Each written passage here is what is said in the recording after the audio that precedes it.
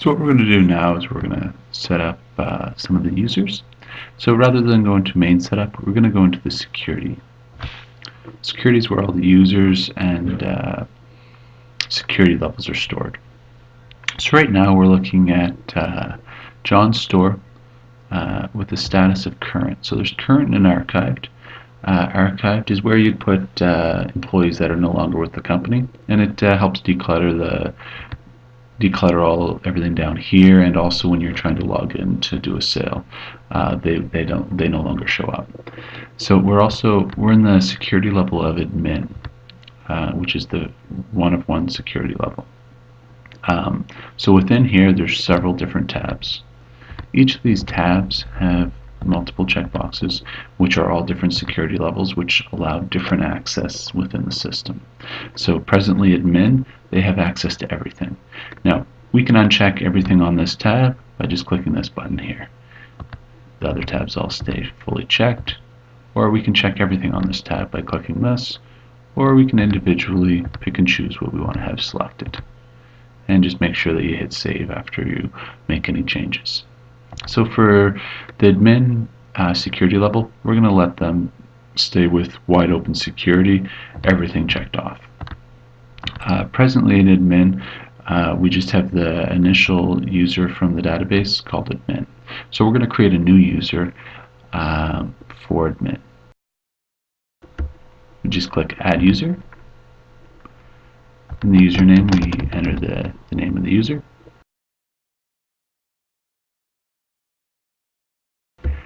We can choose a startup form if we want. The startup form is just what part of the application is going to start when you open the application under this username. So we can get it to open point of sale, purchasing, the customers tab, the lessons day, purchasing, the receiving area of it, or we can set it to none. Now your password is case sensitive, and you just have to enter it twice to confirm.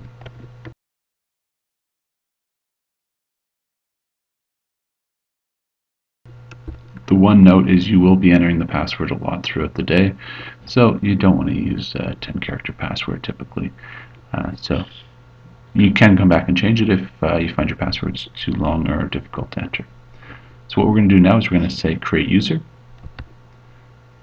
So within the security level admin, we have 2 users now.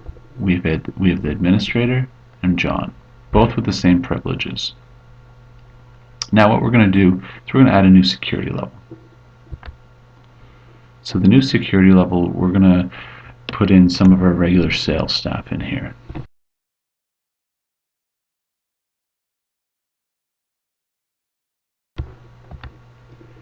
So we have 2 security levels. We have admin and sales staff. So sales staff, we're going to give them all the rights of point of sale and inventory, which I would not recommend doing. We're just doing that for illustrative purposes. We have a full document which outlines what each of these specific checkboxes do and what privileges they allow. So I highly recommend you review that closely. So just for illustrative purposes, we're going to give them full rights to inventory and point of sale, which once again I would not recommend.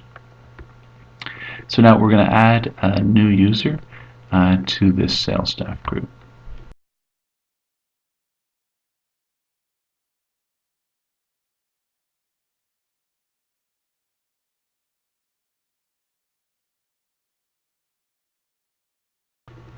So Tom, he's part of John's store. He's in the security group sales staff. Now we could choose admin if we wanted, or any other security group, but he's part of the sales staff. His default cash drawer, he's going to default to always use Sales 1 cash drawer, and when he opens the application, the point of sale form is going to open. So now we can create the new user. What you're going to see is Tom is now part of the security level sales staff. So we can have as many security levels as we want. We can have sales staff 1, 2, 3, purchasing, receiving, teachers, etc., etc. You can have an unlimited number of security levels. Mind you, the more security levels you have, the more you have to manage. Now if you need to delete a security level, You just hit delete. If you're deleting a security group, this will delete all users in this group. There's no users in this group, so that's fine.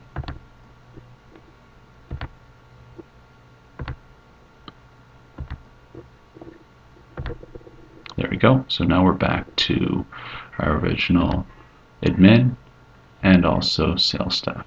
Just going to hit the save button, and we have a basic setup going with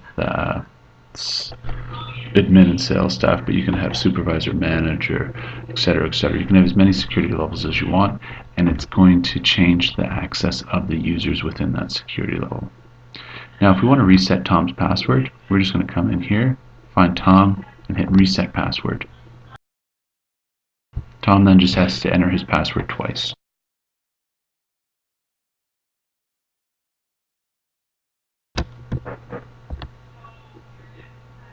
And the password's been updated. So that's the basics for just getting your first couple staff set up.